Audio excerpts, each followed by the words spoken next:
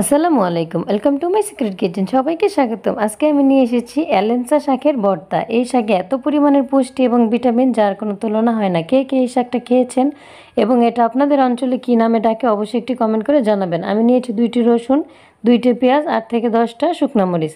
এটা ভালোভাবে কেটে ধুয়ে সাইডে রেখে দিয়েছি। শাকটাও ভালোভাবে ধুয়ে পরিষ্কার করে আমি এটা একদম পানি ছাড়া হালকা একটু সামান্য লবণ দিয়ে ভালোভাবে সিদ্ধ করে নেব।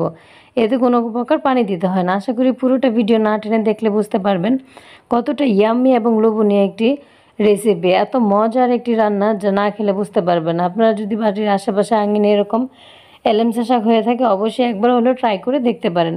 দেখতে পাচ্ছেন আমি 2 থেকে 3 মিনিট ঢাকনা দিয়ে ঢেকে শাকটা সিদ্ধ করে নিয়েছি। এখন আমি পুরোটা পানি শুকিয়ে নেব। পানিটা যখন শুকানো হয়ে যাবে আমি এটা একটা সাইডে রেখে দেবো যেন পুরোপুরি ভালোভাবে শুকিয়ে যায় এবং রসুনের কোয়াগুলো একই প্যানের মধ্যে আমি টালা টালা করে ভেজে নেব। শাকটা উল্টো পাল্টে এর মধ্যে পানিটা আমি শুকিয়ে নিচ্ছি। এবার রসুনটাও এর মধ্যে দিয়ে আমি হালকাভাবে নেড়ে চেড়ে অল্প আছে আমি ভেজে নেব যেন পুড়ে না যায়। একই সাথে আমি শুকনো মরিচটাও হালকা করে ভেজে নেব। খুব বেশি কালো কালো করে ভাজবো না, আমি অল্প আছে ভেজে নেব। এই রেসিপিটা খুবই মজার একটি এবং হেলদি একটি রেসিপি। এই শাকের মধ্যে যে এত পরিমাণের ভিটামিন এবং পুষ্টি আছে তা না খেলে বুঝতে পারবেন না। এই তো আমি রসুনটা আর মরিচটা কীভাবে ভাজা করে নিয়েছি দেখতে পাচ্ছেন। একদম মুচমুচে করে মরিচটা লবণ দিয়ে আমি বেটে নেব। মরিচের বিচিগুলা কিন্তু আধ ভাঙা করে থাকবে এবং ইয়েটা আমি মিহি করে বেটে নেব। মুখে যখন কামড়ে লাগে খুবই টেস্ট হয় এবং অনেক বেশি ভালো লাগে খেতে। দেখতে পাচ্ছেন আমি মরিচটা মিহি করে বেটে নিয়েছি। এখন এর মধ্যে দিয়ে দিব তেলে ভেজে রাখা এবং সিদ্ধ হয়ে গেছে একদম পারফেক্টলি মরিচের সাথে রসুনটাও আমি বেটে নেব। আশা করি আমার ভিডিওটি দেখে ভালো লাগলে অবশ্যই আমার চ্যানেলটি সাবস্ক্রাইব করে রাখবেন। অবশ্যই পাশে থাকা বেল বাটন ক্লিক করে দেবেন, নতুন নতুন ভিডিও দিলে চলে যাবে। একটি কমেন্ট করতে এবং শেয়ার করতে ভুলবেন না। এই তো রসুনটা আমি আধ বাটা করে বেটে নিয়েছি, খুব বেশি মিহি করিনি। রসুনের ঝাঁঝালো একটা ফ্লেভার এবং মরিচের টালার একটা ফ্লেভার এতটাই টেস্ট এবং এত সুন্দর একটি স্মেল বেরিয়েছে যা আমি নিজে এখন দেখে আমার আবার বয়স দিতে গিয়ে খেতে ইচ্ছে করছে।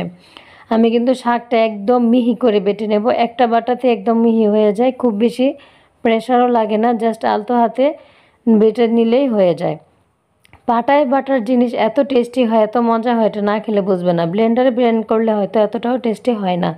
দেখতে পাচ্ছেন আমি পেঁয়াজগুলো আধ ভাঙা করে এইভাবে থেতো করে নিচ্ছি। পেঁয়াজটা কিন্তু একদম মিহি করা যাবে না।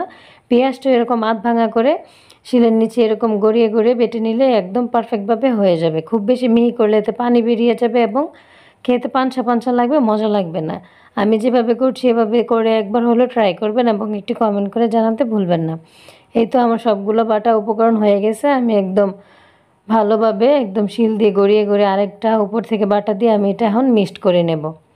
আশা করি এরকমভাবে কারা কারা ট্রাই করেন এবং কাদের বাড়ির আঙিনার আশেপাশে এরকম ঢেঁকি শাক বা এলেমসা শাক আছে থাকলে এভাবে রেসিপিটি করতে পারেন। গ্রামে যারা আছে তারা অবশ্যই এটা হয়তো খান, যারা শহরে আছেন তারা হয়তো অনেক বেশি মিস করেন। অনেক এই সময় এখন এটা বাজারেও পাওয়া যায়, যখন বর্ষার সিজনটা চলে যায় তখন এই শাকটা বাজারেও কিনতে পাওয়া যায়।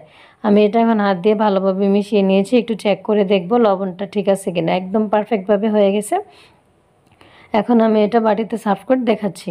আমি তো সাথে সাথেই গরম গরম ভাতের সাথে নিয়ে বসে পড়েছি। এত মজার, ভাতটা একদম মাখালে সবুজ সবুজ হয়ে যায় এবং গরম গরম ভাতের সাথে রসুনের একটা ঝাঁঝালো ফ্লেভার এবং শুকনো টালামরিচের একটা ফ্লেভার জাস্ট অসাধারণ। ওয়াও!